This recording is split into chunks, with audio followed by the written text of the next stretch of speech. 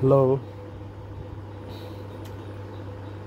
অনেক দিন পরে আসলাম আবার ড্রয়িং করতে।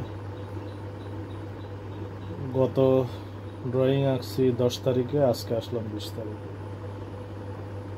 এক সপ্তাহ এক নাগারে অসুস্থ ছিলাম, এখনও শরীর পুরোপুরি ঠিক হয় নাই। তারপরেও যেহেতু পরীক্ষার প্র্যাকটিক্যাল শেষ করতেই হবে, এই জন্য আসলাম।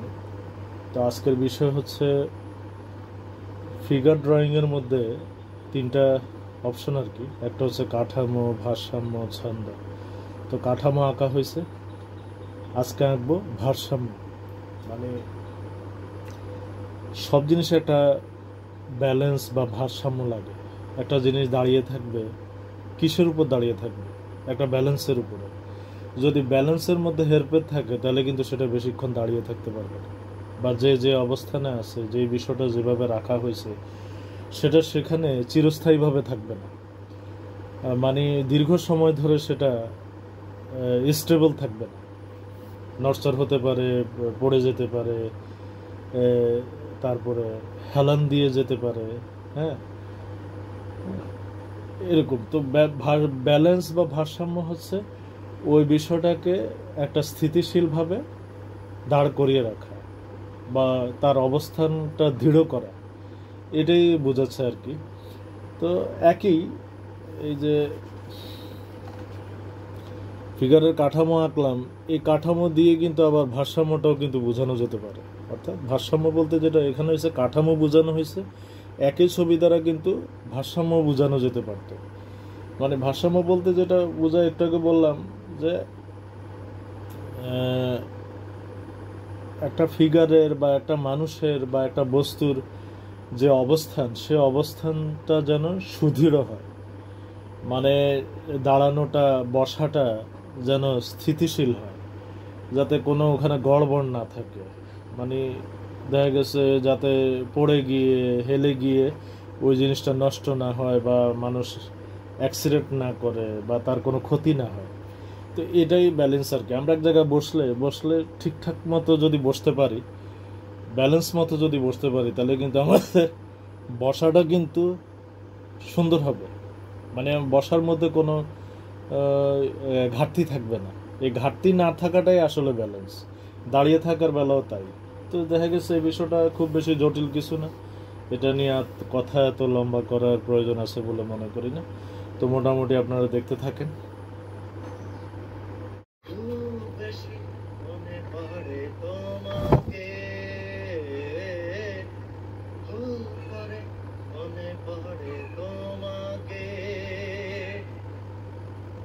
হৃদয়টা শূন্য করে চলে গেছো বহু দূরে,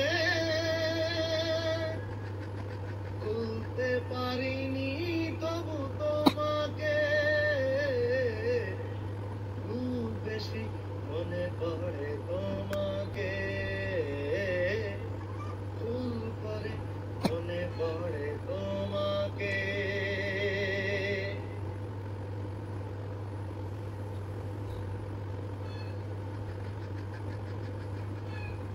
কত চেনা মুখ আমি দেখি প্রতিদিন, চোখেরই আড়াল হয়ে আছো বহুদিন। কত চেনা মুখ আমি দেখি প্রতিদিন, চোখেরই আড়াল হয়ে আছো বহুদিন। হয়তো এখন তুমি ভুলে গেছো আমাকে, ভুলতে পারিনি আমি তোমাকে, খুব বেশি মনে পড়ে তোমাকে, ভুল করে মনে পড়ে তোমাকে।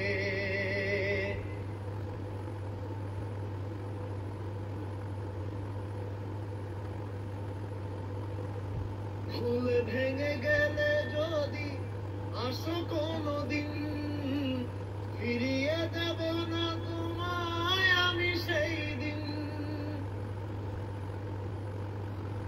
ভুল ভেঙে গেলে কোনোদিন, ফিরিয়ে দেব না তোমায় আমি সেই দিন। এখনো তোমার স্মৃতি পিছু ডাকে আমাকে, ভুলতে পারি না তাই তোমাকে। খুব বেশি মনে পড়ে তোমাকে, ভুল করে মনে পড়ে তোমাকে। হৃদয়টা শূন্য করে চলে গেছো বহু দূরে, ভুলতে পারি না তাই তোমাকে। খুব বেশি মনে পড়ে তোমাকে, ভুল করে মনে পড়ে তোমাকে। মোটামুটি এঁকে ফেলেছি ফিগারের ভারসাম্য, অর্থাৎ একটা মানব দেহ আঁকলাম, আর এটার যেই অবস্থান সেই অবস্থানের একটা ব্যালেন্সিং কৌশল ফুটিয়ে তোলার চেষ্টা করলাম। যেমন এখানে ফিগারটা হাঁটছে, হাঁটারত অবস্থায় পায়ের কৌশলটা কেমন থাকবে, মানে কোন অবস্থায় থাকলে বোঝা যাবে যে বিষয়টা ব্যালেন্সিংয়ের মধ্যে আছে বা ভারসাম্য রক্ষার মধ্যে আছে, এটাই শো করা আর কি।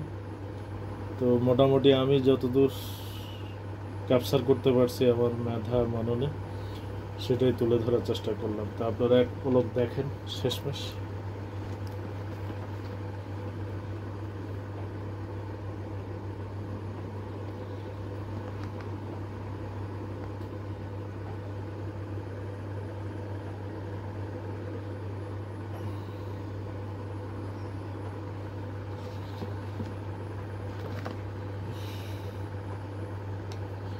তো ঠিক আছে, খোদা হাফেজ, ভালো থাকেন, ভালো রাখেন, এই তো।